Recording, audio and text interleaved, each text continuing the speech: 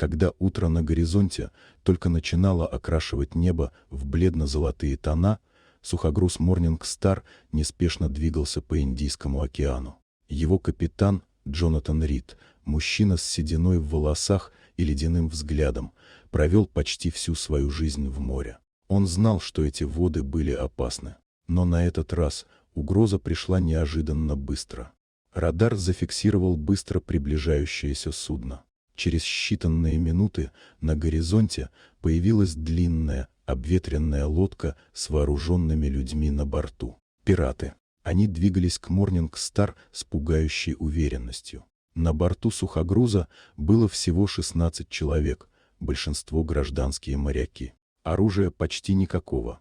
Когда пираты приблизились, один из них скинул крюк с веревкой, зацепив перила. За ним последовали еще несколько. Они начали карабкаться на борт, выкрикивая угрозы. Экипаж в панике отступил вглубь судна. Джонатан, стоявший на мостике, наблюдал за происходящим с холодным спокойствием.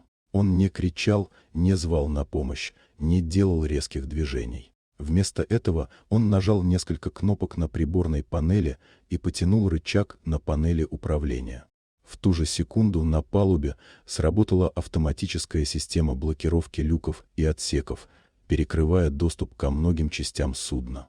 Затем с глухим гулом активировалась противопожарная система, выпуская густой пар, моментально заполняющий верхнюю палубу. Пираты, застигнутые врасплох, начали кашлять, терять ориентацию. Некоторые из них попытались отступить обратно в лодку, но веревки уже были срезаны системой безопасности. Камеры, размещенные по периметру, передавали капитану на экран их каждое движение. Он ждал, не теряя самообладания. Тем временем в машинном отделении инженер по имени Брайан активировал резервный источник питания, замыкая внешние проходы. Судно стало неприступной крепостью. Пираты оказались в ловушке. Через 10 минут все было кончено.